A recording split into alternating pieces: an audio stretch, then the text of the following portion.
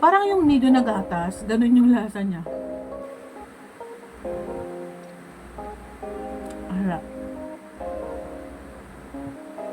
The best pa rin talaga ang hopyang munggo. I-suggest sa seller ng hopya, lagyan nyo ng bubble wrap kasi ayan, box lang siya and then yung wrap ng ano. Tapos ito. So para safe yung ano, siguro dapat doblehin na lang yung karton or wag na lang maglagay ng bubble wrap para 'di ba, less na rin sa plastic. Pero parang nadurog na siya. Hindi ko alam kung sa pag-travel I got buy one take one munggo.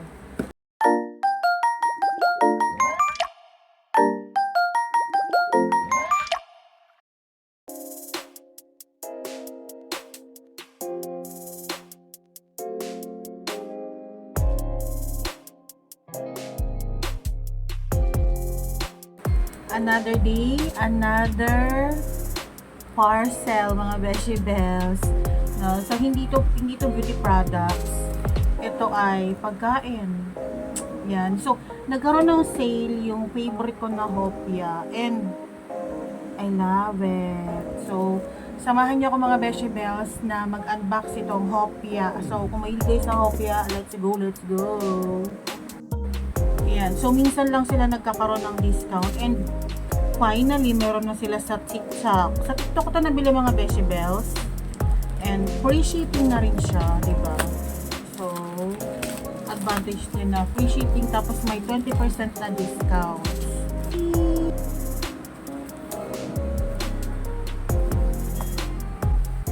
Kasi, hindi ako madalas nakakalabas, hindi ako madalas nakakapunta ng palengke. Kasi sa palengke lang ako nakakabili ng ganito. Pag sa mall kasi medyo pricey na siya. And ibang brand. Ito kasi yung common na nabibili natin sa mga palengke. Ayan. Oops.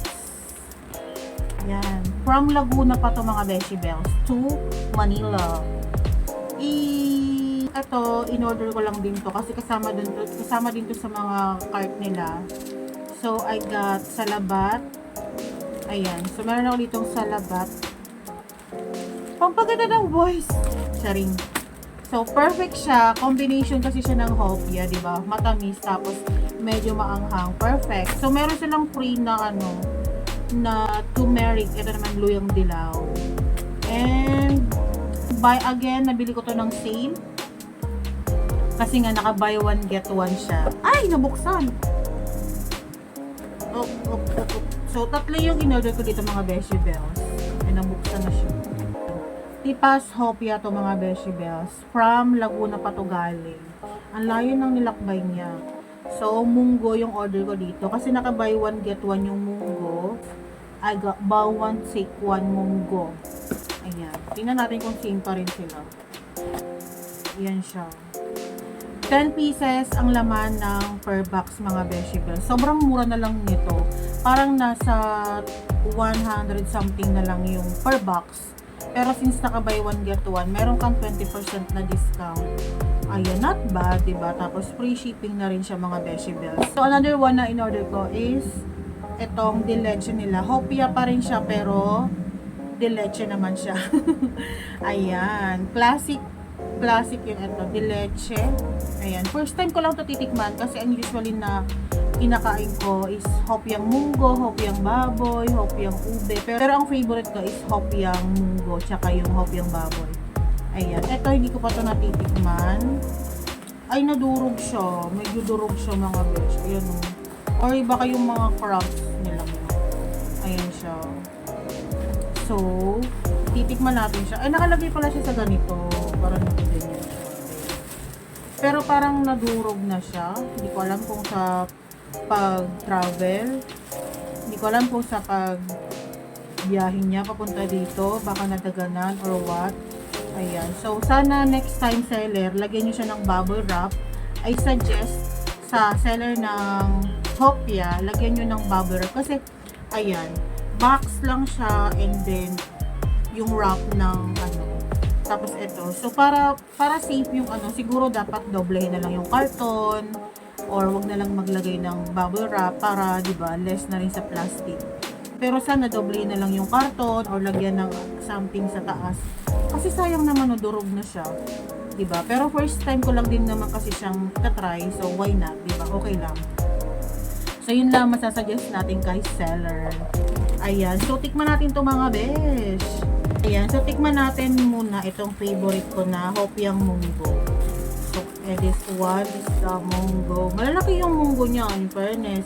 In fairness, yung munggo, hindi siya nadurog. Buo naman siya. 2, 4, 6, 8, ayan. So, buo naman yung mga munggo niya. Yung deleche lang yung nadurog. Ito, buo naman siya. So, tikman natin to. Itong Hopiang Munggo. Ayan, para makita ninyo. Ayan siya. Tikman natin.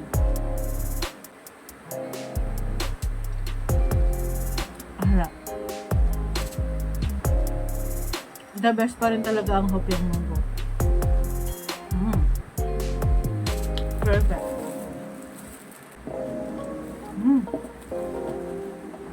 Marap. Yung Hopiang Munggo, hindi siya matamis, hindi siya matabang. Sakto lang talaga yung timpla nito. Ang sarap. Ang sarap niya.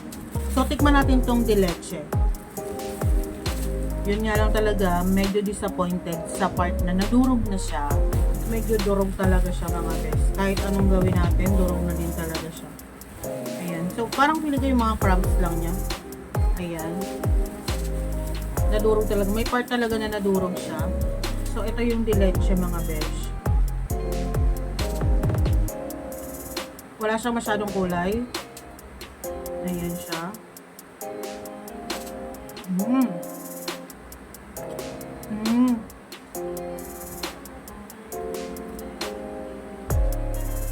Yung deleche niya parang ano siya, creamy. Magatas.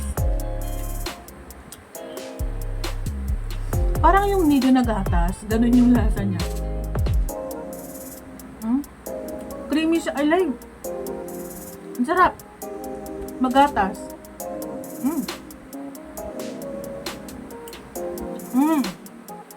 Parang meron siyang ano,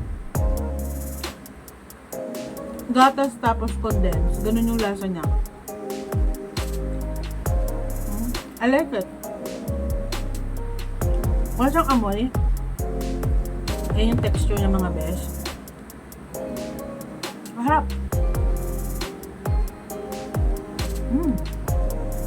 I love it.